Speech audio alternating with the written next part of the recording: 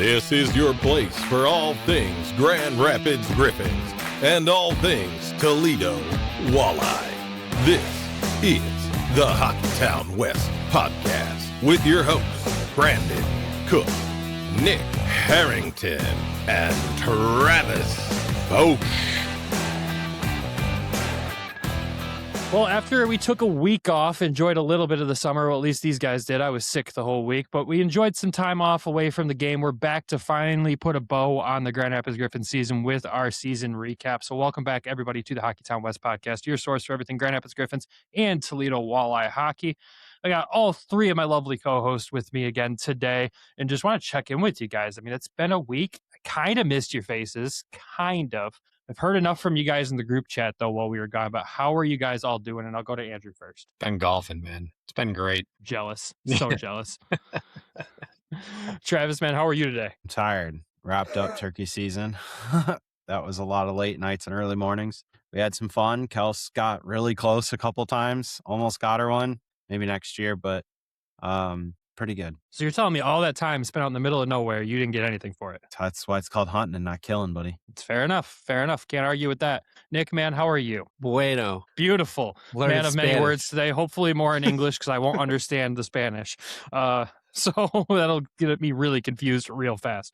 Before we jump into the season's talk, we got to talk about the Worlds, right? They just wrapped up, and we got to talk about one of our guys that was specifically there. I know there was multiple that were there, with Trail Max being there too, and he had a good little bit in that tournament. But we obviously have to talk about MBN's performance in the Worlds and just seeing him pick up where he left off in the playoffs with Grand Rapids. Obviously a great stint in the playoffs here in GR, but then went over to the Worlds and did great things as well. I think within 2 days had second most goals from any Red Wings player or prospect that was there just in 2 days of being there, including an overtime game winner.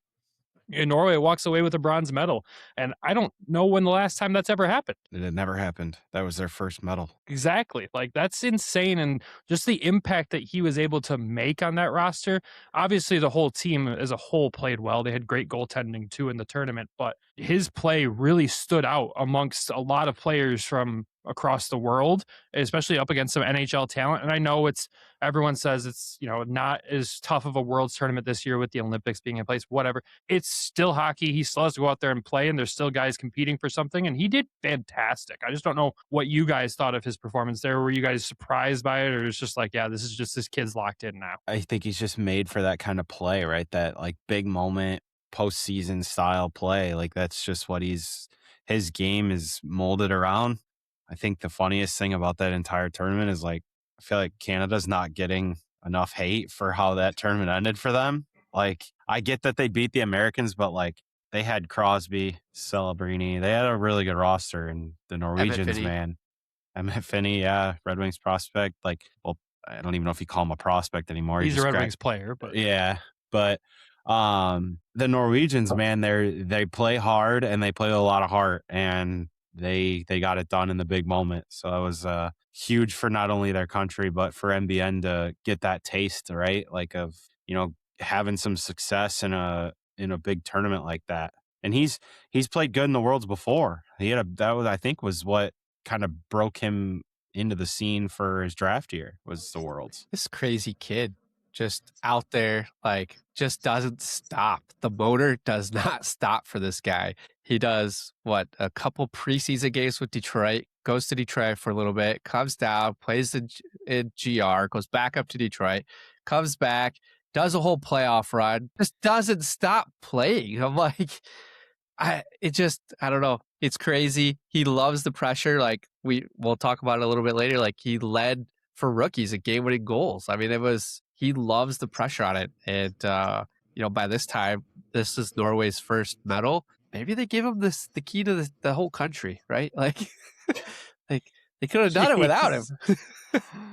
He's turned this country around in hockey. You can't deny it. It's not a one-man effort, but he definitely has helped the effort along. I think for me with him right now, it's just, how does he replicate that intensity in regular season hockey? I think that's what he's got to figure out, how to unlock that level of intensity. Not that he hasn't shown that consistently, and maybe that just comes with obviously being placed in a better spot in the lineup that, it suits his game. Maybe being surrounded by, not boat anchors in Detroit, that would probably help too.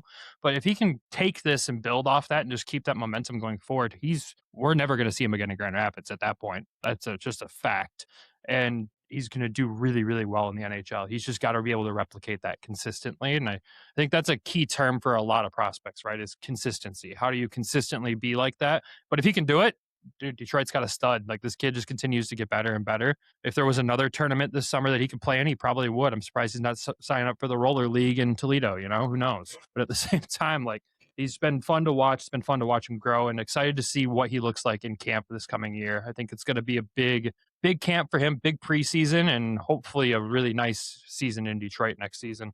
Let's talk about a guy that's confirmed now potentially is not coming back. Edwards Trailmax. There was the rumor around the Olympic break that he had signed a deal overseas, and it looks like that is all official. He signed a deal in Czechia, would come back to North America for a NHL deal, but as of right now, he's not returning to Grand Rapids next season. So your initial thoughts on this? It's a blow to the roster a little bit. Big time scoring gap. Given Detroit's lack of success, I don't know. I would have loved to see him get a shot in Detroit. I don't know if he would have performed or excelled, or if he would have done worse than he was doing in Grand Rapids, but I'm kind of shocked he didn't get more of a chance this year. Not even going to lie. Big loss for us, I think, in Grand Rapids.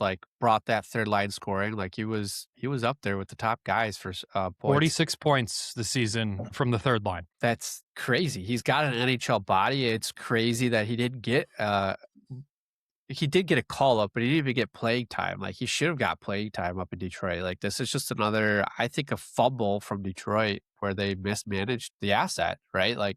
This is a guy that could have played third line in Detroit, could have brought the snarl, could have brought pace and scoring, and they just let him go. He was a free pickup. It's not a draft pick. It's just a free agent signing, and they just did not give him the opportunity. Instead, they rolled out their jerseys this year and hope for the best. And it's just, this guy came in every game. He was out there. He was playing really well up until a little bit after February. But I think a lot of stuff was on his mind during that time with the Olympics and coming back and just kind of gelling with the guys. But there's definitely a missed opportunity from Detroit. I mean, you look at where did they lack the most scoring, right? In the bottom six. It's a guy that played in the bottom six and scored almost 30 goals in the American League this year, playing in that role. And initially, when all these call-ups started happening, it's well, we're going to deploy guys in the roles they've played in Grand Rapids. Well, that only lasted for so long. And then you've seen Leonard playing down on the third line at one point, fourth line at one point. And it's okay, that's a guy that excels playing top minutes. You need to find a guy that can excel with playing less minutes and give you that scoring. Well, Trailmax did it in Grand Rapids. So with how bad your bottom six was, you couldn't have gave it a whirl. I get late bloomers happen, but he's 27 years old. It's not he's probably not going to tap the crazy ceiling, but he couldn't have done worse than what was up there, right? Yeah, you're telling me Steve and Drapes looked at that looked at the paperwork and said, all right, Mason Appleton or Edwards Trailmax. Yeah, we'll just keep putting Appleton out there every single night. That's going to go well for us. The answer was there, honestly. They could have gotten some production out of him in Detroit, most likely. I don't think he would have went up there and faltered. Obviously, it still has to all translate, but we've seen it translate in the American League. We've seen it translate in international play. There's no sign out there that tells me something wouldn't have translated with Detroit. And even if he went up there and scored, 1 or 2 goals in, a 15-game stint, okay, that's better than most of that bottom six did for you in that time frame. So like you said, Nick, it's just a complete fumble, again, of an asset by Detroit. And it's really, the more we talk about this and the more we'll talk about this offseason, just the fumbling of assets continues to be a problem. And that's really the glaring sign that makes me concerned for the future of the Detroit Red Wings. But obviously we can't get too far into that yet. I know it's a business, but I hate the word asset. And I know I used it, but that's just what I've been hearing. But it's just because he's more than that, right? He's a person, he's a player, he's a human being at the end of the day. So I did want to correct that. I don't know. There's just got to be a better verbiage for us to be able to use. It's the right, when you're talking in this sense, where you're moving players around, that's kind of the right frame of it. But obviously he's more than an asset in Grand Rapids. He's our favorite post-game interview of the entire season, for sure. It's a guy that just bleeds passion for the game and his team and his teammates. And it's a guy that I'd want in any locker room. Like, that's a locker room guy to help pick everybody up around him and have that positive attitude. Be that fun guy that, yes, when it comes down to business, we know he can lock in, but at the same time, he can pick everyone up. Even in a bad game, he's still picking guys up, trying to get guys going. And that's, again, something Detroit needed and didn't have. So, yeah, fumble by them again. Congrats to him for finding what looks like a long-term deal overseas. So he's going to probably have a decent paycheck over there, be closer to home, which we know he talked about many times this season. Being away from family was probably the hardest part for him this year. So excited for him, excited for the person on that. Just hate to lose a 40-plus point scorer for the Griffins. I hope we get a chance to talk with him over the summer. Me too. If he does not come back, if Detroit does not offer him a NHL deal. Yeah. No, I 100% agree. He'd be a great interview. We just have to prepare for it to be long. But it would be a ton of fun. And yeah, would totally like to get him on the show this off season. Let's talk about this past season now that we've kind of covered the basic news headlines that have happened really since we last spoke on a show here. And I want to just ask you guys the blanket question to start off with. Was this season, the 25-26 season for the Grand Rapids Griffins, a success? It's a tough answer, which sounds crazy, but what do you, I mean, this is what we'll talk about. What do you define as success, right? Like, as a team that started as hot as they did and made history across the league, across the organization, the franchise, to lose in the second round to a team that was 30 plus points back of you throughout the entire regular season, you kind of crumble in those moments. Like, is that really, do you classify that as success at the end of the day? I think the regular season, take away playoffs, I'd say there's a lot of good success in very different departments. Lots of great development across the board. You got to see guys like Postava, first year in Grand Rapids, right? Just a random, kind of a random pickup that they got for a goaltender, and he absolutely stole the show. You know, I think that's a big bright spot. You look at guys like MBN, Carter Mazer, even Amadeus Lombardi at times, guys like that. Like, there was positive signs of development, and I think there was success to be had there. However, when the big moments showed up in the playoffs at the end of the year, I consider that failure. Not that, you know, the expectation should have been Calder Cup or bust, but I don't know, division finals and you're losing 3-4 games. I don't know, not good enough in my opinion at the end of the day, but yeah. So yeah, the best way to say this is it was a season of two halves. And that's what we picked up during the X interviews. This season, we started off very well. The regular season, yeah, it was good success, right? You had 107 points, you had a division title. We brought in, I think Horkoff did a great job with roster management this year up until, we knew the kids it was hard for him to juggle, right? Because you had all these kids coming from Europe, but we were short at the time based off the injuries, and they were able to get guys in, right? So I would say this was probably the most complete team that we've seen since us covering it, right? So I think that would be a success. We get a backup goaltender out of nowhere, right, of Postava, who completely takes over the net. So I would say that would be a success as well. Before we went through 8 goaltenders that one season. So there was more consistency in the net, right? They were able to juggle the veterans. They brought in veterans that were good for the room, and they had some waiver guys that they probably weren't expecting to come down to Detroit. And they had some kids that made the team that they probably didn't expect to make the team this year, right? With Emmett Finney, Axel, and MBN right away. But like Andrew said, the arguments against it this season not being a success is the playoffs. Calder Cup or bust. Yeah, that's where I was. I think that's where a lot of us were at the beginning of the season, right? That's where we projected based off of this roster and what we saw. And then the roster got good, and we were historic season at the beginning of the season, right? That's going to be a long time till somebody tops that. But an early playoff exit is the most recent taste in our mouths, right? And so I don't think anybody's happy with that. This team could have done a lot better. It could have went a lot further. Especially against Chicago. That's a team that we had this whole season. So the second half of the season was not great, right? The fall off is going to be again, we're talking year 2. This is the second year in a row that we're talking about a second half collapse, right? And I hate to say that, but you can understand the roster when we were during the season, we're looking at this, we're like, we don't have anybody. We're playing 11-7 again. We're playing this short. We've got ATOs, PTOs, we had guys from everywhere coming up. So we could see it kind of in the class. We picked apart from Detroit again. So like, yeah, we could see it at that time. Like, yeah, we're going to collapse a little bit. Nobody could continue to ride this historic start that we had. But again, I would give the season an A, right? Like it's still a very successful season at the end of the day. I mean, to me, it's successful, I guess. Like you start out 29-1-1. Like the end is not good enough, like for the way they started. And then you look at after that start and how much they fell off. That's a failure. Like you look at what was it like? They were like 23-25 in the last 40, 50 games. Like that's 48. not, like that's not good enough, right? Like I think everybody knows that. As a whole, I agree with Andrew. There were prospects that had good points throughout the season.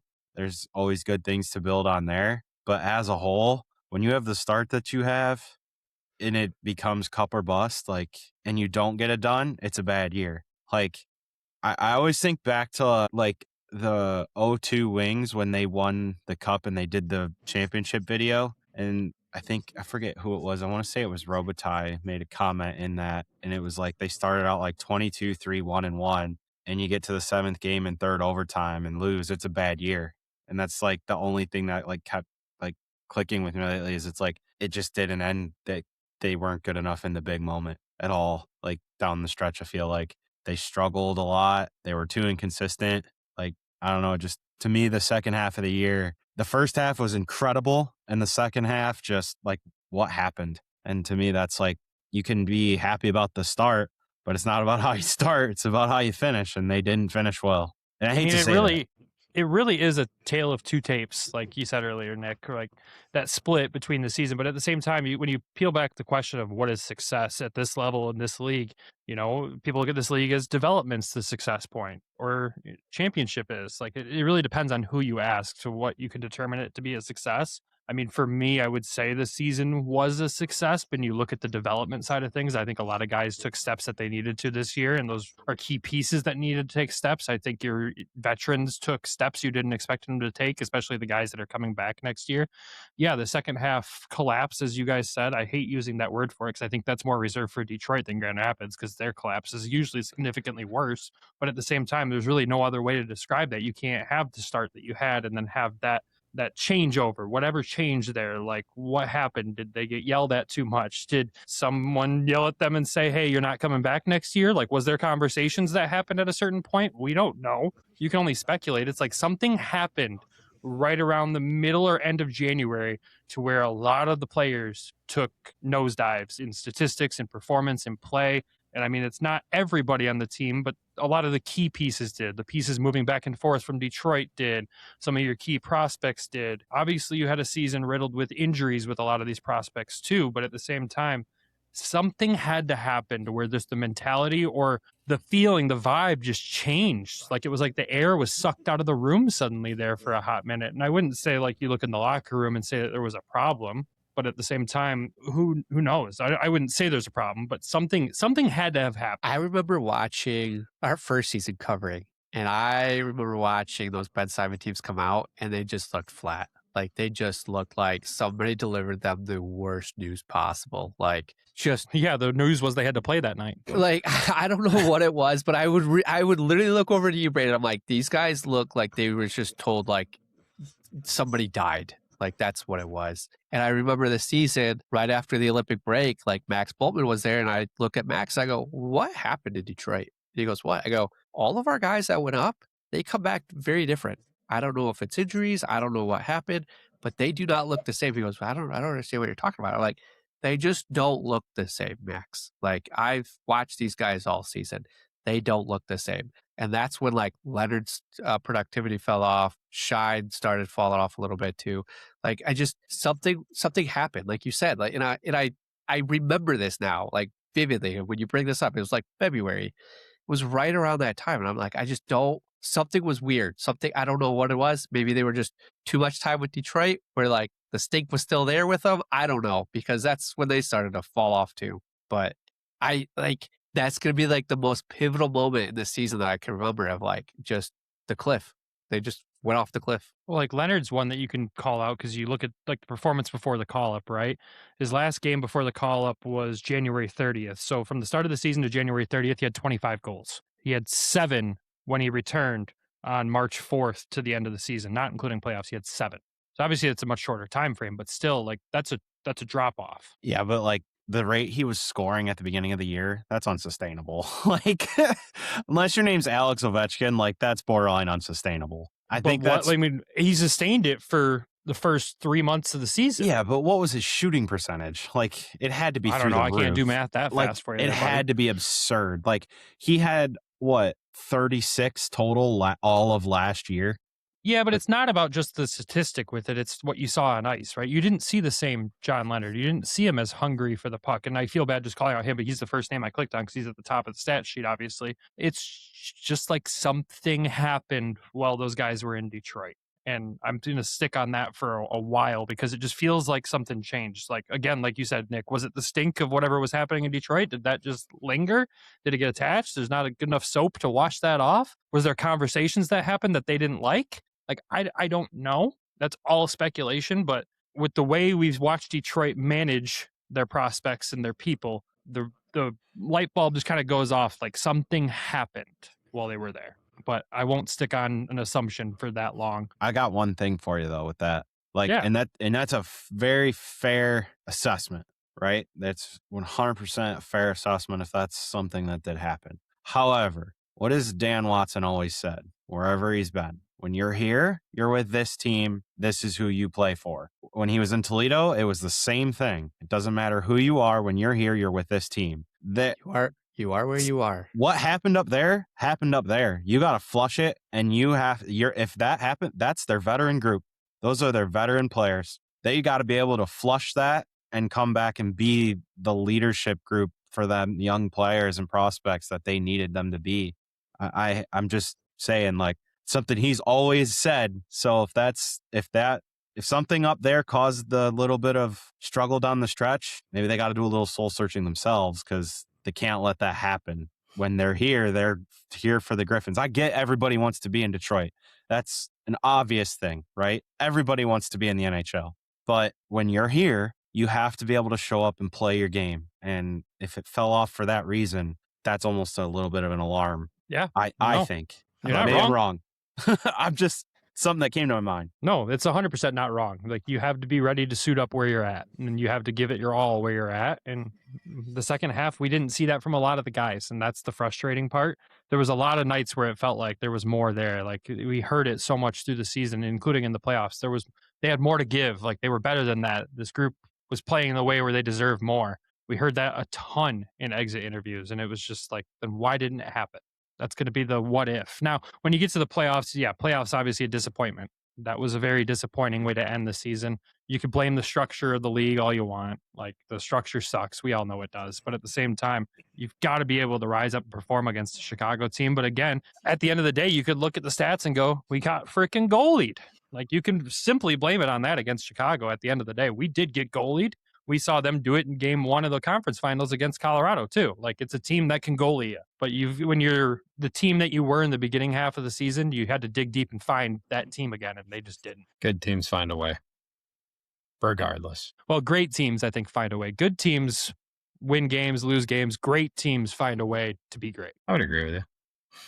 I would also 100%. say that for the first time, well, not for the first time, but the last couple of years, it's no longer an automatic like road up to Detroit. Like, it's starting to be you have to earn your way up there. And if you don't earn it, you're not getting it.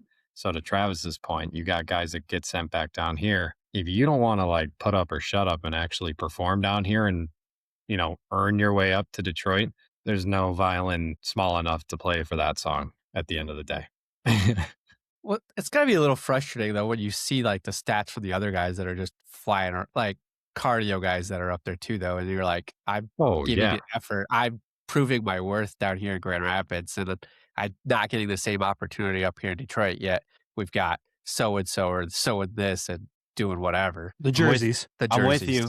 And here's the thing. There's a thing they could have done to those jerseys and put their asses on waivers. They didn't do it.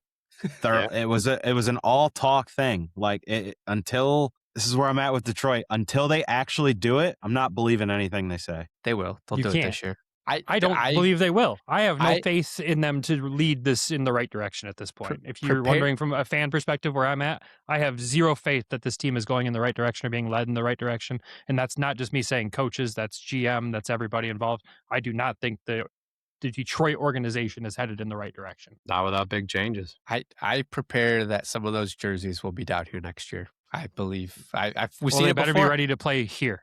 That's the Yeah. thing. If they're going to be here, they need to play here, like you said earlier. Which great that we have a coach that preaches that and knows how to make them deliver on that. But they can't be jerseys here. There's an expectation with this core group coming back.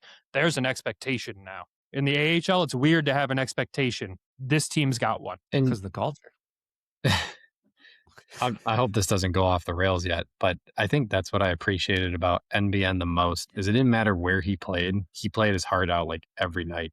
He didn't have the entitlement of I deserve to be up at the big club, so therefore I'm not going to try down here. And I don't think hardly any of the guys on the roster this year acted that way, which is obviously really good to see. But I'm going to call him out by name because I like the way he played no matter where it was, situation, and it showed all the way through the playoffs. Yeah, I don't remember who said that in the exit interviews. It was like, they're not too big for this room here. Like, they're not too big for this league. Nobody treated it like that on this roster, which is a beautiful thing because we've seen it firsthand with prospects in this organization before that do not handle the getting sent down very well.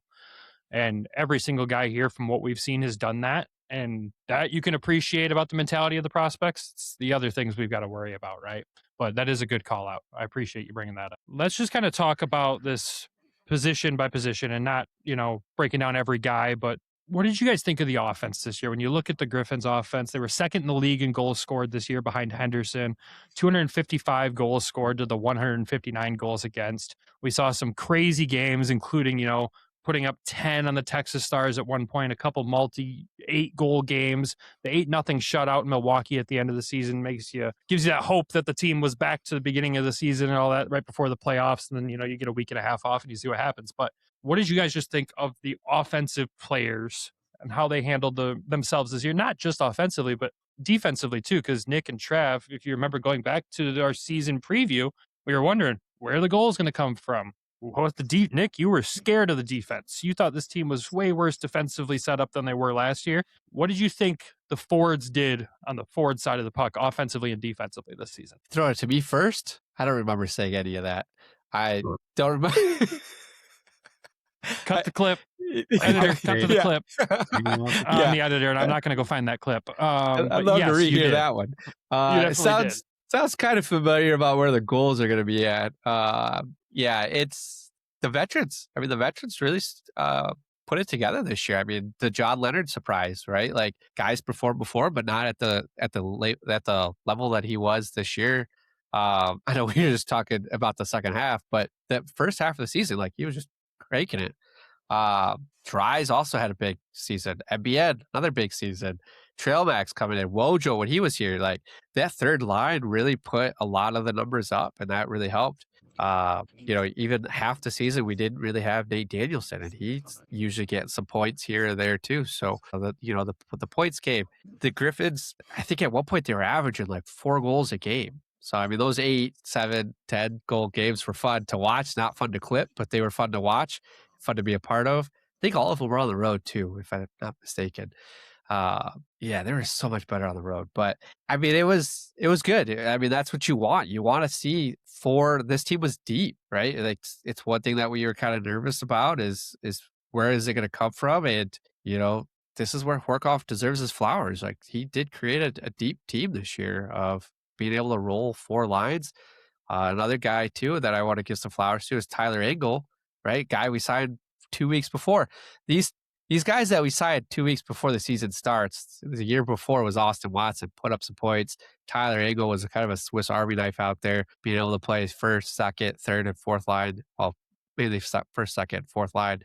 But he was able to provide, and I liked this also towards the end of the season as well. So I'll just touch on the offense right now. We'll get to defense later. I thought offensively they did a lot of great things all year. I mean, Leonard had 33. Trail Max, we didn't know what he could be, had 26 this year. Goals-wise, strides, was good for the whole season. Shine was unreal for the majority of the season. He was the diesel engine. They always joke that Larkin's the engine that runs the bus in Detroit, and that was Shine down here. I mean, you've seen him go from a fourth line player to a first line player, and that's an incredible story, right? With as long as he's been in the organization, and he had a good year.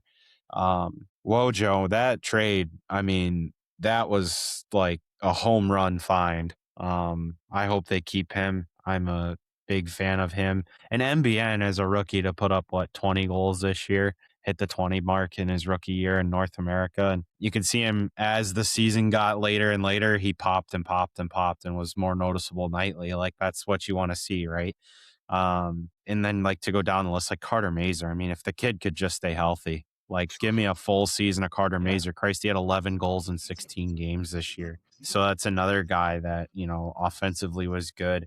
And like you look at their depth guys, like Seager had 21 points, Angle 26 points, like Angle, like you said, Swiss Army knife. Becker had 28 points, like relatively a decent year, right? Like Raklovsky had 30 points in 67 games this year. I thought he had a much better year this year than last year. Watson maybe not so much offensively as what he provided last year, but provided some other things. Lombardi for the most part had a relatively good year. That's another one. Stay healthy, kid. Like if he could just stay healthy, love to see what he could do in that top six role for an entire year. But I thought as a whole offensively, they surprised us in areas, and then in other areas they were what we thought they could potentially be. Yeah, I think those are good assessments across the board of those guys. I'm glad you said Raklovsky. You kept going through guys. I was like, you're missing Raklovsky, who went from 8 points to 30 this season. Please call him out. Offensively, they were fun. It was a fun team to watch. They were intelligent with the puck. I loved how they commanded the neutral zone for the majority of the season as well. I thought their neutral zone play was really, really good. I don't know. I look at all the stats. You look at the second half, and I know we're going to probably go back to that so often throughout this episode, but even in the second half, they were still scoring. Like there was a lot of games they were still scoring goals. It was just on the back end, we were letting too many pucks go in the net. You lose games 4-3, 5-4, and you're like, well, at least they were still scoring, at their expected average, which no team's expected average should be at that 4 goals a game. Like that's insane that we were even talking about that for the stretch that we talked about it in. And not many teams have as many 6 or more goal games like this team had this season. So offensively, I would round up the season with an A. Like Nick gave the season a grade, I'd give the offense an A this year for sure. I think they could have scored more goals, to be honest with you. Like I think once they got to 3 or 4, they kind of let off the gas a little bit, I felt, and just kind of protected the lead. Like I honestly think they could have scored more. It would have been, we talk about guys that were out, that were injured, like Mazur, Amo, Nate, like even those guys, if they would have had those guys in for the season, like could you imagine the amount of goals and like where we would have been sitting at the end? Like we'd still be sitting here at this point in the season, but just a regular season like that would have been nuts. Yeah, I mean, when you look at a regular season where you got 16 games out of Carter Mazur, and you got how many out of Nate? 18 this year, and you went into the season expecting a couple kids that ended up in Detroit to start the season. Yes, they made their way back to Grand Rapids for the most part, except for Finney. Like you were missing a lot of pieces going in, even at that point, still going in, going, where are the goals coming from? And all exceeded expectations, in my opinion, at that point. And you miss and Shai Buya misses half the season. He's an offensive defenseman. I mean, that's true. Yeah. Well, Gus made up for the miss of Shai Buya there. We'll talk about him in the defense here in a moment. But again, offensively, I think there wasn't a guy that I look at this roster and I go, I'm disappointed in their season offensively. Like everyone lived up to my expectations, or as the majority of them did, they exceeded it offensively. And I have nothing to complain about with that. Like, yeah, you could look at Austin Watson's season and go, he didn't deliver like he did last year. Well, like Travis said, he delivered in other areas. And the leadership in the room that he brings is enough alone for me to be happy that he was just here this season. Yes, you want to see him score more goals, but you also look who he was paired with for the majority of that last season where he popped off there. And it's a lot of heavy offensive players that could set guys up or, rack up assists like he was doing that season. So I wouldn't say it's a disappointing season from him or again, any of the forwards. We're going to hit a quick ad break. When we come back, we're going to talk about the defense, talk about the goalies. And yes, we're finally going to kind of talk about Sebastian Cossa and the light that everyone else is talking about him now that the season is wrapped up. Talk special teams, coaching, and probably wrap this thing up when we come back. The Stanley Cup playoffs are here, and DraftKings Sportsbook, an official sports betting partner of the NHL, has a new customer offer. When the ice gets coldest, the best players in the world show you exactly who they are. Playoff warriors turn it up round by round, and DraftKings turns it up with them from the first round all the way to the Stanley Cup final. Bet player props, bet live, from the opening faceoff to the final horn. Every moment matters. New DraftKings customers bet just $5 and you'll get $100 in bonus bets instantly. Download the DraftKings Sportsbook app and use code THPN so you're ready for the moment. That's code THPN. Turn $5 into $100 in bonus bets instantly. In partnership with DraftKings, the crown is yours. Gambling problem? Call 1-800-GAMBLER or 1-800-MY-RESET. New York, call 877-8-HOPE-NY or text HOPE-NY. Connecticut, call 888-789-7777 or visit ccpg.org. On behalf of Blue Hill Casino in Kansas, wager tax pass-through may apply in Illinois. 21 and over in most states. Void in Ontario. Restrictions apply. Bet must win to receive bonus bets which expire in 7 days. Minimum odds required. For additional terms and responsible gaming resources, see sportsbook.draftkings.com/promos. Limited time offer. And welcome back. All right, we talked offense. Let's talk defense. So same question I posed with the offense to you guys. How do you feel the Griffins defenders did this season? Well, they led the league with the least amount of goals against. So that's a pretty good start there. Led a lot by the veterans, right? You had Laggy, you had Justin Holl for half the season till he was traded. You had, I think this year too, Dan did really well was he was able to place guys in the right spots. So last year, at the end of the season prior, you saw Wallinder and 2-0 at the top. They were the first pair. They struggled. Yeah. So this year's Griffins defenders did well. I mean, they led the league in goals against, 159, which is pretty crazy. It helped with good goaltending as well. But a lot of the veterans, right? You had Justin Holl, who was an anchor back there, Eric Gustafson, in a good way. I don't want to say that in a good way. Not a boat anchor. He was an anchor. Yeah. Eric Gustafson was back there as well, leading the charge. And then you also had Lagesson too, that really helped secure these guys, I think. Years prior, you had 2-0 and Wally at the top.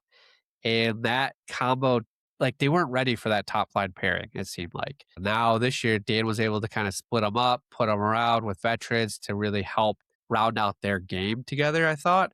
And play really well. One guy that I wish we would have saw more of was ASP this entire season instead of sitting the bench in Detroit, which I'm sure he wanted to be here. He wanted to be playing in general. So I thought the defense was really good. I wish we could return the same guys. Obviously, we're going to see a little bit different. You wanted to see, I was pretty big on Shai William before the season with training camp and with the prospect games. He played really well, and with that injury kind of deterred his season. Next year, hopefully he's coming back and healthy, right? And starts the season. Him with the addition of Anton Johansson could be a really good pairing there. I thought Anton played really well when he got back from overseas. But that's it for me for defense. I don't know if I'm missing anybody. Go ahead, Drew. The only point I was going to add on to everything Nick said is you mentioned all the guys we ended the season with, but I think a special shout out needs to go to like Justin Holl and even Ian Mitchell for a period of time. That whole, we'll talk about it again, first half of the season, right, where they dominated play. I don't even think they necessarily scored a ton of goals the majority of the games, but it was the defense side of the house that absolutely stifled teams. Like it did not matter what team they were playing against. They shut them down every single time. And a huge portion of that is like the veteran leadership due to circumstances of Justin Holl and Eric Gustafson getting sent down. Like you now have an NHL on the edge caliber first D pair that can help lead your team. And I think we saw that, firsthand, and everything followed suit after that. All your like younger defensive prospects, they got to learn from these guys. And I think you could tell just based on how the season progressed with some of those younger guys to see how well they kind of acclimated a little bit more to the league and everything. This was the backbone of the team, I think. It started in their own end and it kind of came out. Like I feel like they made an emphasis to play good defense, and good defense always leads to good offense. And I think the addition of Eric Gustafson was probably the biggest benefactor to a lot of this. you've heard, I know we all have joked about what Hawk said about him when he was in GR, but like it's the truth of the matter. When you have 600 NHL games under your belt and you're going to the American League, like that's a lot of valuable information for young defensemen, whether it be Anton late in the year, whether that be ASP whenever he came down, Wally, 2-0, you name them. Doesn't matter who it is. Booyam. Like as a whole, I thought Gus was a very, very, very important piece for this group this year. And like, I'm just going to say this, like it's almost their biggest question mark now heading into next year. Like you look at how many guys they had, and now all of a sudden you have Anton signed for next year, Booyam signed for next year, Lagesson signed for next year, Truscott signed for next year, and AKL for next year. That's 5 guys with Wallinder as an RFA, 2-0's a UFA, Group 6, Gus is a UFA, and he's probably not coming back. ASP maybe, like depends what Detroit does there. It's like all of a sudden you've only got 6, and it looks a lot different than what you've got. I mean, Lagesson will be back too, but it's just one of those, like, looks a little different next year. So like, I think that for me right now is the biggest thing going into next season, but as a whole this year, I mean, like they were so good defensively all year. And I think that's something that with Lashoff and Watson, they preach defense, keeping the puck out of your own net and then working your way out from there. And I thought as a whole, they had a good year. Yeah, no, I agree. And like you said, that's the biggest concern. How do you replace a guy like Eric Gustafsson? 39 games, 4 goals, 33 assists, 37 points. And not only do you got to replace a 40-point scorer in Trail Max, you got to replace that on the back end. That's a big hole. So it'll be really interesting to see what they do with that and how they fill that. But that's obviously going to be a topic of off season and when transactions happen and weird things, but we'll see. I don't want to go down the rabbit hole, but that's who you hope ASP becomes, essentially, as he becomes the new Gustafsson. If he gets a full season in Grand Rapids next year, not counting for a whole year. That's the problem. That's the huge problem. I don't think you can bank on that. I think that's a failure if he's here for a full season next year. I would agree. And it should have been this year that he was riding top line full year. I've seen a lot of lineup projections that show that he's not in the lineup for Detroit for next season, which I was like, it's weird. It's interesting. There's a lot left to be proven there, right? Like there's obviously parts of his game. We'll talk about those parts when we get into like player grades and stuff later on in this off season. But at the same time, there's some left to be desired when you're talking about ASP. You want to see more, and we'll see what a full season looks like. At the end of the day, to wrap up the defense, they exceeded some expectations heading into the season, but also those expectations didn't come with knowing that we were going to have a guy like Gus here. Like we've said it all season long, how lucky we were in Grand Rapids to have him. He should not have been here. He should not have cleared waivers that last time. Some NHL teams should have given him some sort of shot, but we got to reap the benefits of it all season. But not just him, the whole defense as a whole was fantastic this season, especially when you look at guys that, had to come up and play. Like Truscott played great when he was here. Played great in Toledo this season, played great in Grand Rapids. There's a nice piece there for the future to hopefully grow into a full-time American League role. Who knows? And we'll look at what the next season will look like as we get closer to that. But overall, the entire defense was definitely the anchor of this team. And you could tell, especially with 3 defensive-minded coaches behind the bench, why they were so good defensively as well. Let's talk about goalies, though. This has been the hot topic of the season. We've already said, Posty came out of nowhere, surprised everybody. Sebastian Cossa had an incredible first half of the season, left a lot to be desired in the second half of the season. As he said in his exit interview, it was a tale of 2 tapes for his season. You also got to talk, Gylander came up and played some great games. We got 2 games out of Dustin Tokarski. That was a fun little experiment for a brief period there, so shout out to him. But when you're just talking about Cossa and Postava, how would you summarize their seasons? I'll start at a high level and just give a brief letter grade. I think Postava wipes the floor with an A+. Like, not even exaggerating on that. I think Sebastian Cossa, if I had to give a letter grade, would probably be around a B-. Go ahead, Nick. B-. Wow. I'm shocked on that. I mean, Why are you shocked? Why I was shocked is because this was his most consistent. Like Cossa's such a hot topic right now, and it's such a hot topic right now. Each year he's getting better. He's staying consistent. It's not huge drop-offs. There's, points in the season where he might have a bad game, but he bounces right back. Like consistency, his numbers are there. They've been there the last 3 years. He should have got more time in Detroit this year. And now it puts everybody kind of in an awkward position of what do we do with this guy? Jury's still out. We don't know what's in plans for him for the summer. I'd love to see him back and just get that backup spot here in Detroit, right? Keep him in there for the season. Andrew? I just wanted to elaborate on that, Greg, because it's going to come across in a more negative light, and I don't think it was meant to. So if you look at the letter scaling, right, a C is like a 5 out of 10, and I consider that average. Like if you're going based on expectations, 5 is like you met them, you didn't do much more than that, but like we're not mad, we're not thrilled. I think he was above that, but I think that the latter half of kind of his play in those games where Postava started to become the number one guy, I think he started to show, to your point, a little bit more of those inconsistencies, though it happened later in the year. So if he had met and kind of kept that pace throughout the entire year, I think he clears just as well as Postava, but he started showing a little bit more weakness as those games wore on. And I think that's where I just kind of shaved like a point or two off. But I still think he did a phenomenal job throughout the entire season. That's a good explanation. Good clarifier. Yeah. It's just, I don't know. With him, it's the article that was out was it 2-3 days ago that Prospects had shared on his page, broke down his game. And I thought he did a really good job of breaking down his positioning, his glove, and where he needs to be positionally sound, right? And that's kind of what I did it. But I think he still should have had time in the playoffs. I still think they should have put him in a game or two. Like, I don't think they should have rode the full hot hand the entire time because you wore down Posty.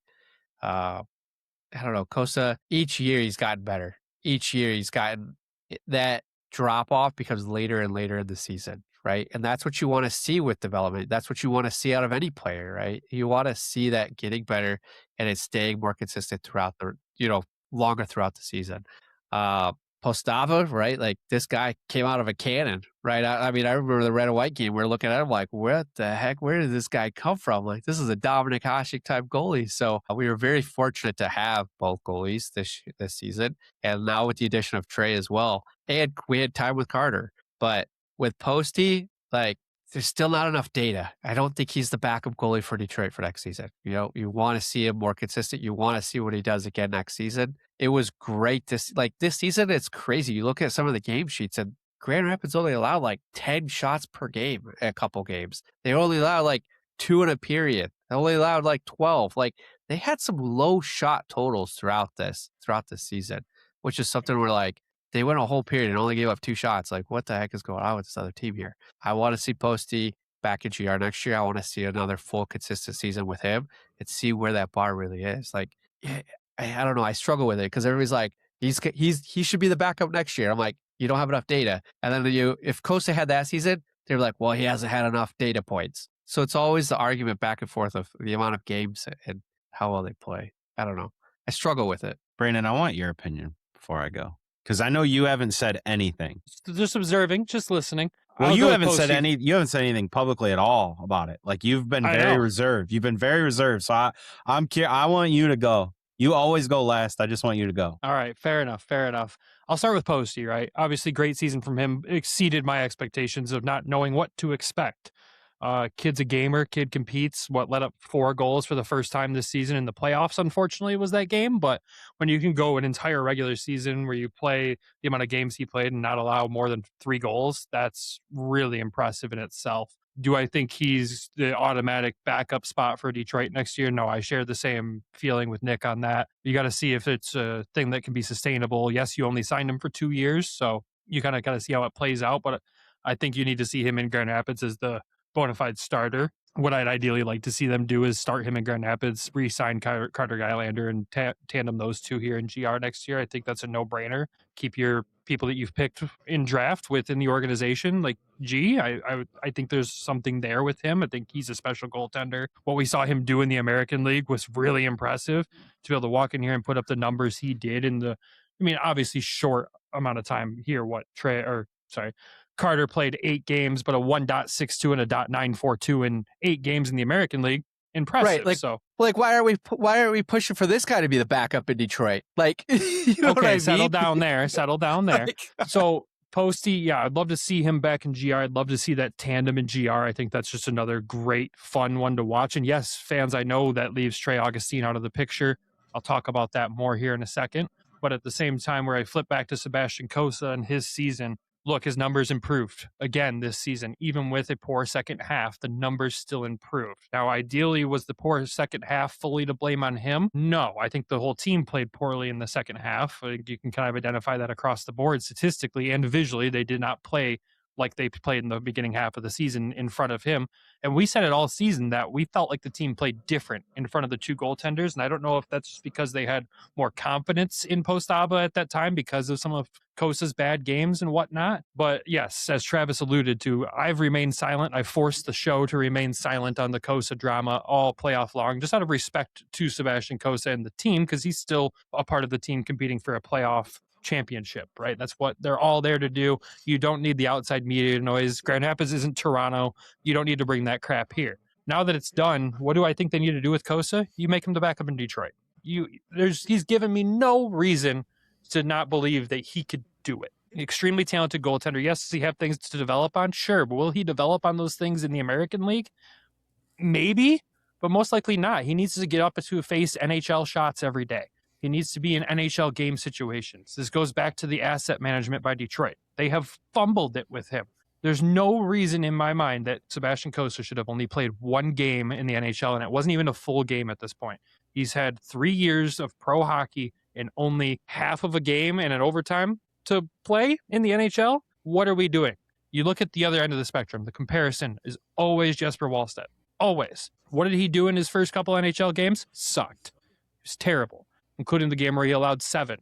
He went back to the Iowa Wild, struggled to find himself. But what did they do? They believed in him, gave him the opportunities. He was playing in the Stanley Cup playoffs this year. Kossa's development. Exactly. Kossa's development path has not been on him. I think Detroit has completely fumbled it. They drafted this incredibly talented goaltender, and they had no clue what to do with it.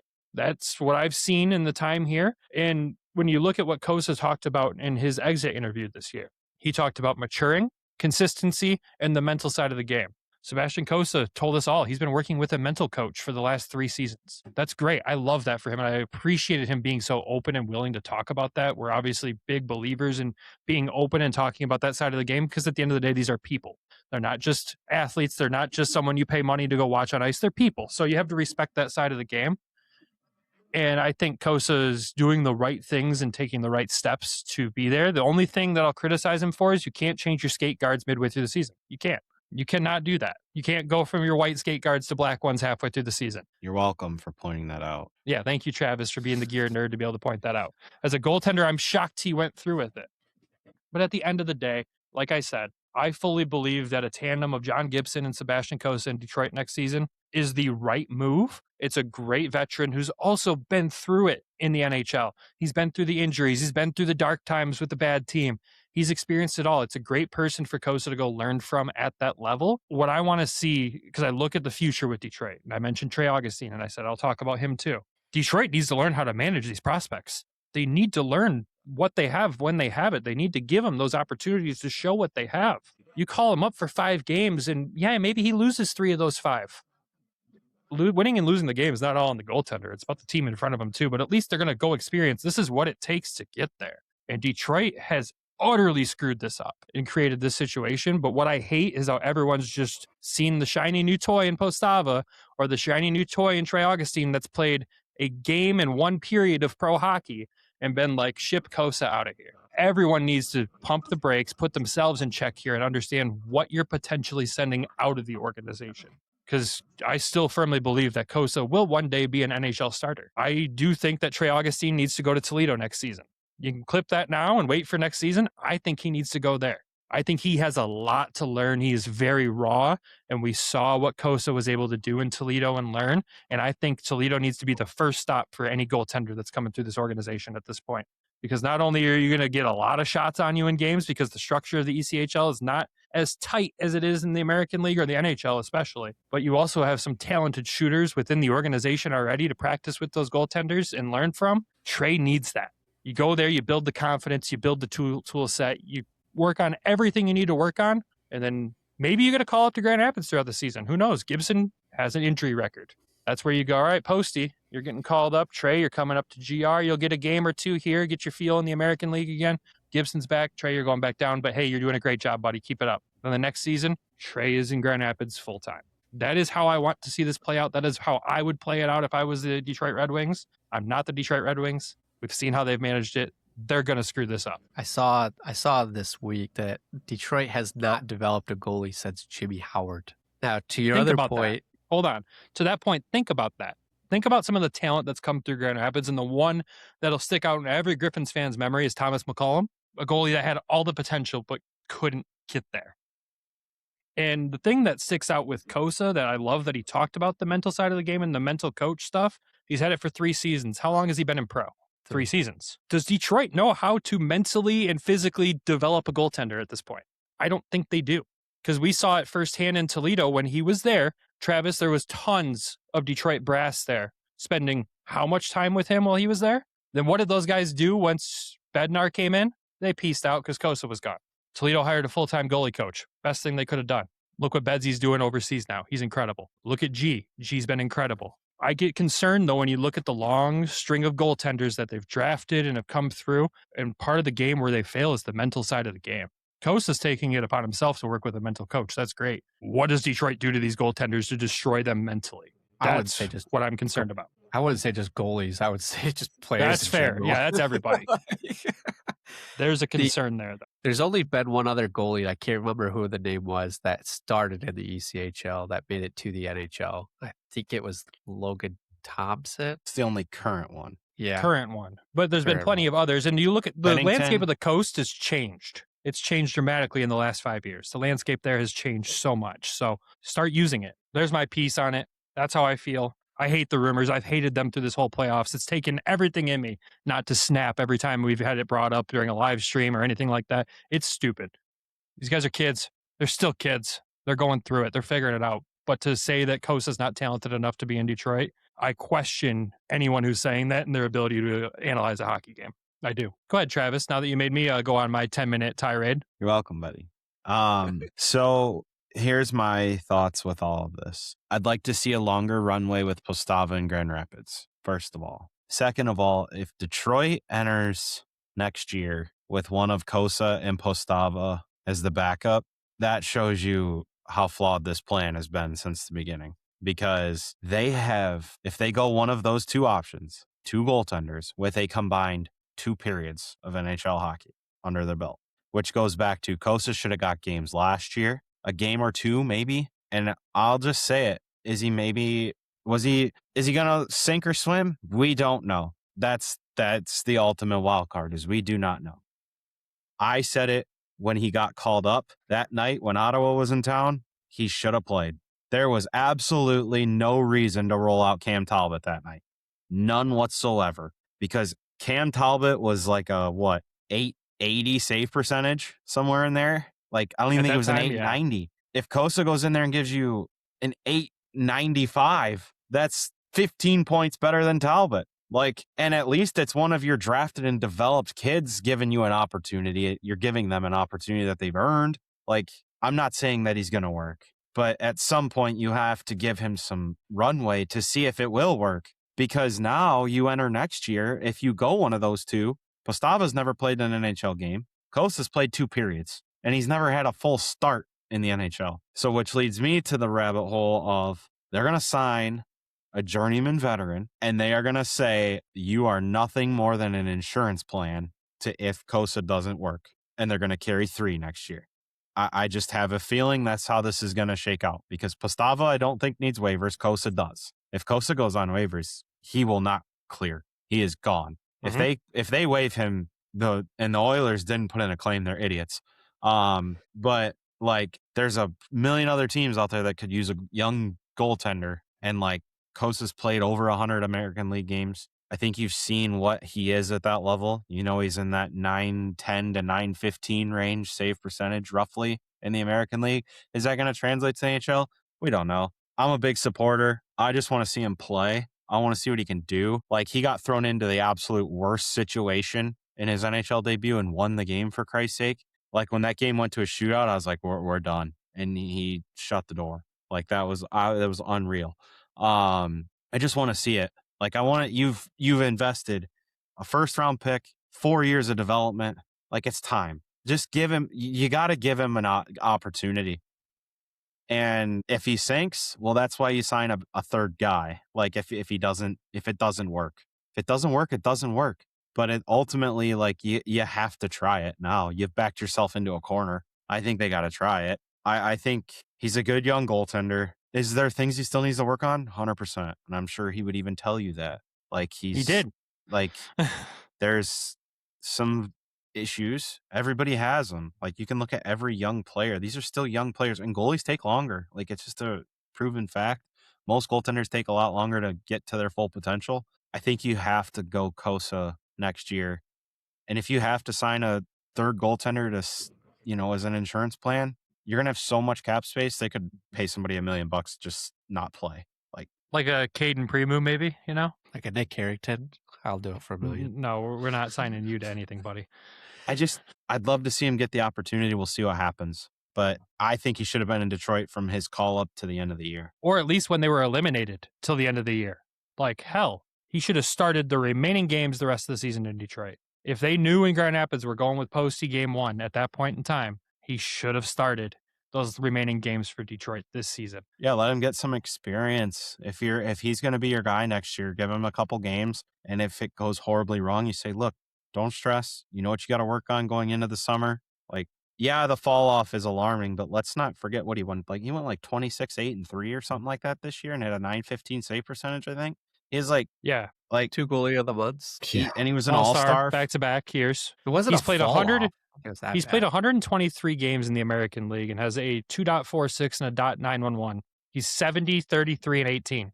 Like, you're telling me he shouldn't have been starting that last game? What happens in that last game of the season for Detroit if he starts? He lets in 7. He did better than the team did. They let in 8. Like, just play the kid. That's all he wants, I'm sure. And that's all we want, too. Because all it's done is create this unnecessary debate, these unnecessary trade rumors. He's not going anywhere. And Frank Saravelli can come talk to me in person about that trade rumor if he wants to, because he's wrong. But he's never been right about a Detroit one anyways. But to have all that stuff come out in the playoffs, that pissed me off so much. Because no one else was talking about moving NHL players that are playing in the playoffs. But here's this first-round pick American League goaltender who's still playing with his team. Yeah, we're going to talk about sending him all over. Who cares? No one cares about his thoughts on that.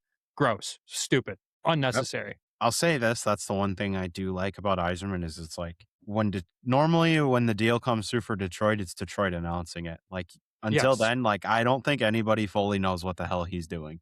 Like we don't know if he knows what he's doing. That's also true. But at the end of the day, to bury and end this topic, yes, Cossa needs to be with Detroit next season. It is the most intelligent decision they could make. Because like you said, Trav, even going Posty up there, he's got 25 games in the American League. That's it. That's all you're going off of. Cossa's at least got 123. And you know who else had around 120 when he made that full jump to the NHL? Wallstead. Okay. So relative to expectations, letter grade for the two of them. What are you giving them? Relative to expectations, not forget what could happen next year. What you expected from them this year. Yeah. I mean, I'm giving Posty that A+, like you said, because he exceeded expectations by far for me. And I'm giving Cossa an A-. There's stuff to work on, yes, but at the same time, he's so young. He's so young still. I wouldn't say he's so young still. I mean, this is his, draft +5? Travis, from my perspective, at my age, sorry, you're the youngin' around here. He's young. I mean, I get in a age aspect, yes, but this is his 5th year post-draft or 6th year post-draft? 6th. He's going into his 6th year. He's a 2020 pick, I think, right? Or was he 21? Either way, it's his 5th or 6th year. Like, it's time. Like, it's time. But at the end of the day, it's not his fault because Detroit hasn't played him. And there's no way you could look at his performance at any point in any season besides maybe that last month in Grand Rapids and go, he shouldn't play it. Well, I understand. I'm not like... Remember what his numbers were when he was called up in December? Who? Disgusting. Cossa. Well, yeah, he was gross. It was disgusting. Yeah, his number, that's why I pounded the table, start him against Ottawa. I wanted him to play that night for that specific reason. So then you think from a younger kid's perspective, mentally, you get this call up and the team that drafted you doesn't play you while you're sitting on those numbers to start this season. What's that do for you? What sinks you? Exactly. Detroit screwed this up. And if they trade him off, it's going to be the biggest mistake that they'll make in this rebuild. I would argue, and fans will chirp me for this all you want, trading Cossa is the sign to me that you're restarting your rebuild. I wouldn't go that far. I think it is. That's your goalie of the future. You picked, like you said, 5-6 years ago. And you're going to send him off instead of giving him the chance to see what he has because you failed to give him a chance for the last 3 seasons. You're they'll tell the fans we're not restarting. I think that's the restart. If he was your only promising goalie prospect in the system, I'd agree. Yeah, they got 2 other ones at least, maybe 3. Minimum. Like that's what that honestly, the Postava emergence kind of gives them the flexibility to like. But it's such a short sample period. He could come into next season and play. Oh, let's say he plays 40 games next season here and puts up the exact same numbers Cossa did. I'm with you, but okay, just for a relative sake, like if they did make that move, right? Mm-hmm. You're trading Cossa out. If they did do that, and I'm not saying that's the correct thing to do, but say somebody called and offered you a good roster player that's going to help you, right? Like Isaac a solid. Darnell Nurse? No, not Darnell Nurse. Isaac Howard? Isaac Howard. I'd rather see Savoy if it was Edmonton, but if you can get either one, I would almost consider it. Probably more for Savoy. But like say regardless of who it is, say they move Cossa. And I know you don't like this idea because you didn't like this move initially, but like if you move him out because you think Postava or Augustine can become what you think Cossa is now in 2 years, just extend Gibson for another couple years, give the other 2 a longer runway, and it's the same trajectory. Yeah, but here's the thing. Yzerman doesn't have 2 years. Well, he might got not. 1. He might not. And that's why if somebody comes calling, he might make a deal if he thinks that he can get a roster play that helps him now. I'm not saying I'm not advocating for it. I'm just giving you a theory. I'm not either. I know the theory and I understand the thought process behind the theory. I just, from my personal opinion on the situation, I think that's throwing up the white flag halfway and throwing it in the bag. Like, I just don't think that's the right move. If you can grow that talent within your organization, which they have grown him into a talent, still finished top 5 in the American League this season, and you can't turn that over and give them even a shot. Like let's say he is in Detroit next year. How many games until you start going, he's not going to make it? How many games? Because goalies take a while. You can't say it's 5 games. Well, in theory, he's only going to play like 30. No, he'll play more. There's more games next season. There's 2 more games. Gibson's probably going to play 50. Like they can't run Gibson for 50 again. They can't. I don't think they can either, but like I could just see a world where they do because they're going to strategically try to protect Cossa if they go Cossa. Sure, but this organization has this history of running goalies into the ground, which you saw play out even in GR in the playoffs. Like if that message to Dan Watson came from Detroit to only go Posty, it's just Detroit continuing to do what they do best. It's run goalies into the ground until they can't go anymore. I don't think that was a Detroit what decision. They do. I don't think it was. For the sake of the episode, I don't want to peel it back anymore, but at the same time, I'm going to. Because if you're Detroit and you're thinking, let's say Yzerman is thinking, it's Postava next year. I've got to see what he does in this. So he's playing all these games. Because I think we all kind of agreed that Cossa should have started game 2 against the Moose. He should have gotten a game at that point in time. Because then it got to the point where it did against Chicago, where he lets in 4, Posty lets in 4, lets in 3, and you're like, man, you want to probably start Cossa after one of those, but he hasn't played in a month and a half. Now look where we're at. I think Dan Watson's a smarter coach than that. I think that's what I think he would have wanted to do that. I feel like it came from up here. I don't think Posty down really over here. I don't think Posty gave him I don't think he gave him a choice but to go back to him every game. I don't think he gave him a bad game until it was too late. And I'm not saying it's go away from Posty because of bad game, but to give the kid a break. The issue is, well, God forbid I bring this up. If the AHL playoff format was best of 7 all the way through, I think you have a much better argument to make. But in a best 100%, of 5 series, 100%. Best of 5 series, you run that hot hand until he basically goes cold. And I think you brought the rough cough right out of me. Oh man. Sorry. Oh, that was funny though. But because you're not wrong. No, like in a best of 7, like Cossa would have gotten at least a game in one. But hey, this format, it promotes players playing in important games and prospects playing in games, right? Yeah. That's why Chicago can only sell 2,000 seats for a conference final. Ooh. Shots fired, but also accurate. Nick, you've had your hand up for 15 minutes. What you got, buddy? I just wanted to I combined the stats for Cossa for the first half of the season and then the second half of the season. Okay. So games played were pretty equal, 17 for the first half, 18 for the second. He went 14-1-1. Also, the team was on a historic start, 29-1-3 or something like that. Okay. Can't argue that. Second half of the season, he went 9-7-2. Team also collapsed. Okay. Some of it could be goaltending, some of it could be roster, whatever. His save percentage was .932 for the first half. Second half of the season, it was a .906. So even though the team struggled, his save percentage was still pretty high. I still think a 9.906. Anything above a .90 is good. I think. Could be wrong. Wow. That would be 12th in the league over an entire season That's good. I think. for Goals qualified against goalies. 1.82 first half of the season. Also, again, really good. Second half of the season, 2.80. That's Not bad, no, but that's not great. That's not good enough. The 2.80, 2.80, it just in reference, Nick, would be not even in the top 20. The other aspect here too, from what we learned in X interviews, was Justin Holl was a big part of Cossa as well. So he had a defender that was able to clear the ice, clear the crease. Well, he was also just a good friend. It was a close relationship between those two. I think that had to do with it. 5 shutouts in the first half, 1 shutout in the second.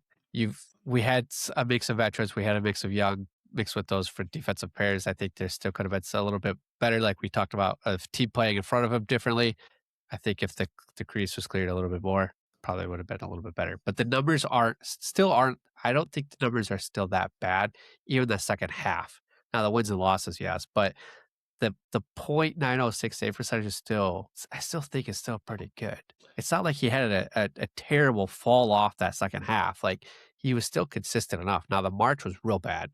I don't even want to tell you the March numbers, but that March time was the time where everything started to fall off. And I think that may have played a part of him not getting that call up. But again, like to your guys' point of the playoff series, if it was a best of 7, yes, he probably would have had time. Best of 5, you got to ride the hot hand. Postie's never played that much before. Now, if Cossa would have had that chance to go up, he probably would have had that chance to play a little bit more back-to-back nights or more consistently. So I think it's a weird angle. Yes, Andrew? I'm not here to dismantle your claim. However, Postava in the past 3 seasons has played 39 games, 44 games, 42 in the regular season overseas, and then proceeded to play 6, 7, and 17 games in the playoffs. So it's not that he has done that workload, and he has done more than that workload, but on North American ice, different style game. And to all your points, I think next year you run him a little bit heavier in Grand Rapids to see if like truly he is something that can be used long-term in the NHL. And then I agree with you, Brandon. I think you do throw Cossa up into Detroit next year as a backup role with Travis, your point, running a third goalie as a like stopgap just in case things don't go the way you want. You could tell though, as the playoffs got towards the end there, he started like there were some goals that he wanted back. Like he just was not there. And we're like, okay, you got to pull him at this point. You got to put Cossa in, you got to change it up because this is not, he's hitting a wall at this point. So I understand it's a great point to bring up, but I think at the end you could see like the fall off starting for him. So I don't know what entailed that. I don't think it was Chicago's system. I think it was just more of fatigue. Nick, to go back to you talking about the 900 save percentage and all that, just looking at NHL numbers from this regular season, I know it's 2 different leagues, 2 different stories, right? But a 900 puts you above guys like Jake Ottinger, Dustin Wolf, those guys in the NHL this season. A 900, just a flat 900 would put you there. It was. I want to say that's around the league average now. I want to say the league average for goaltending was about an 895 either last year or this year. 900 would be the 36th best goalie in the league. Goal scoring in terms of save percentage by a lot. And goalies, like, not a great year. Cool. Goalies are voodoo. I'll say this though, Andrew, to your point with like making Postava the bona fide number 1 up here. Here's the problem. They didn't even do that with Cossa. So I don't think they're going to do it with Postava. Like, to be honest, Cossa should have been getting close to 50 games this year and last year if they really wanted to see what he can do and push his limit. And they just never got it done. Like, correct. And to continue my theory on comparing just the save percentages there between Cossa and guys in the NHL, where he finished the season at would have put him at the 11th best goaltender in the league in the NHL, 0.001% behind Jesper Wallstedt. If it translated perfectly, if those stats were 1 to 1. transplanted into the NHL like that, that's where he'd be. But there was a lot of guys, and there's a lot of guys in that list ahead of these goaltenders that played 1 game, 3 games, 4 games. If I can't filter out the amount of games with the NHL website here, but that's just numbers to put it in perspective there. So you remove a lot of those less than 10 games, a 915 will put you near the top of the NHL. He's graduated the AHL. It's time to move on. Correct. That is the moral of the story. He needs to move on to Detroit. You don't trade him. That's the end of the story with goaltenders. Can't wait to read the comments and all the thoughts on a topic that was probably going to be like 15 minutes turned into about 30. So you're all welcome. Enjoy that. There was other pieces we have for this episode, but I've clearly identified by this point in the recording, since we've been recording for about 2 hours. Yes, there's some fluff and nonsense that doesn't make the actual cut in there. It's over on patreon.com/Hockeytown West podcast if you want to hear that. But I think we'll wrap it up with one last topic, and we'll make a part 2 out of this, because I think it's clearly identified itself as needing a part 2. So the last thing I'll ask you boys, it's the 3rd season of Dan Watson in Grand Rapids. How are we feeling about Dan Watson as a coach for these last 3 years, especially this season? Obviously, this is our season recap, but what would you, I don't want to say letter grade, but what are your thoughts? Yeah, I love a good letter grade. I love it. Are we talking Dan Watson alone? Like, forget his supporting cast, just Dan Watson? Yep, just Dan Watson. We'll talk about the supporting cast next episode. I think, I'll just say he's an incredible coach. Like, you remember the days of, not 2 coaches ago, the cup-winning coach in 17. Todd Nelson. To me, he has similar characteristics in terms of how he can galvanize the team. He seems like a player's coach, which is such a cliche term tossed around all over the place. But he seems to be able to get the guys to play for one another, play as a room, and like truly buy in.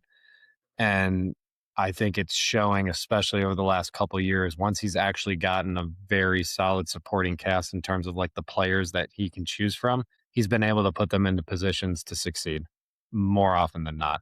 Now, if you want to talk the supporting cast, you might want to have a little bit of change there. But yeah, that's another topic. We'll save that for next episode, because I think our kickoff topic on that one will be special teams. So we'll save that one 100%. for that one. But yeah, Dan Watson, like solid A in terms of what he was able to accomplish this year and how he was able to help progress not only just the vets themselves, but also guys like MBN and a lot of other prospects. Travis, I want you to go. Love Waddy. Always have a special place for Waddy. For what he did down here. Gave us so many special runs, right? And it's been an incredible thing to watch him get GR back into the playoffs, get through that. What was it? The first year he got in the play-in round, I think it was, and they won that round before ultimately getting knocked out by Milwaukee. And then what was it? Was that last year or 2 years ago? That was last year. That was 2 years ago. Then Texas was last year. 2 years ago, and then Texas this year. And then he gets through the first round. He gets knocked out in the first round last year, wins the first round this year. So I think he's getting better. You're getting that, little bit like of playoff success. For me, I was very spoiled down here. My only thing with him would be more playoff success, right? Like that's the next step for him in this league, I think, is a deeper playoff run. And I think everything that he's done to reset the culture, get guys in the right positions, get them to play for the Griffins, right? Like you play for the Grand Rapids Griffins and install that culture. I think he's done a phenomenal job of that. Now it becomes, okay, the culture's here. We got to start carrying this year after year for as long as he continues to be here.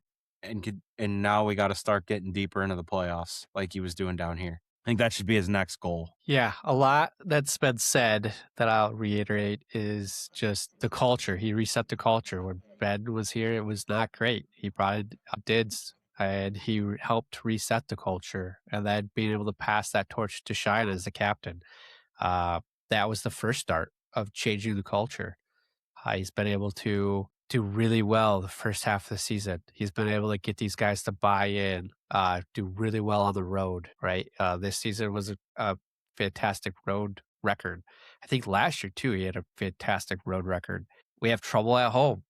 I would say the other things, too, is the second half of the season, right? 2 years in a row, we're talking about a second half kind of collapse. I don't know if that's on him. I don't know if that's on the players, the organization. I don't know. I'm not maybe the blame is shared between everybody there. I think he's done a fantastic job to deal to do the job with the tools that he's had, right? There's been times where he didn't have enough guys to play out there. He's made it work, right? He's gotten creative with the roster, being able to put guys, going 11-7 a couple nights. So I think he's done a fantastic job on that end. Always a pleasure to talk with post game at the All-Star game, like always being able to set time aside with us and give us sometimes gold in the interviews and sometimes a little bit more scared walking away, I would say. But I thought he did a great job this year. Historic season, obviously, like that can't be the standard. It's going to be an exception. And, we want to see that playoff success, right? We want to see a deeper run. And I think each year he's gotten a little bit further. I mean, what's there to say about a coach that hasn't missed the playoffs as a head coach, right?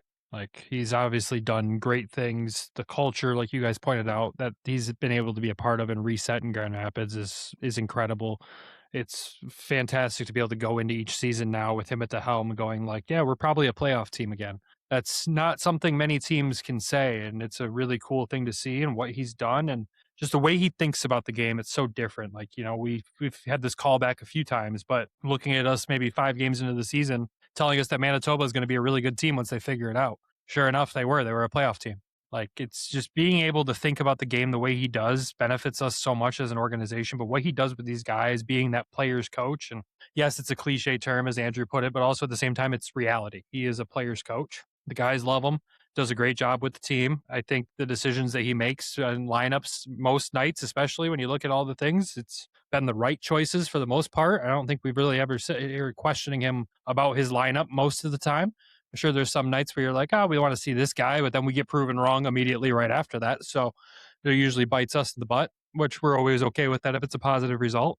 But I mean, what Dan Watson did again this season is great. You want to see him make it past the divisional rounds, of course, in the playoffs. But once he does that, I mean, the day that man wins a cup, the celebration from him is going to be unreal because he's been so close so many times in so many leagues. When he finally does it, and I fully believe that he will be a cup winning coach. There's no doubt in my mind. It just depends on what league that he'll win it in.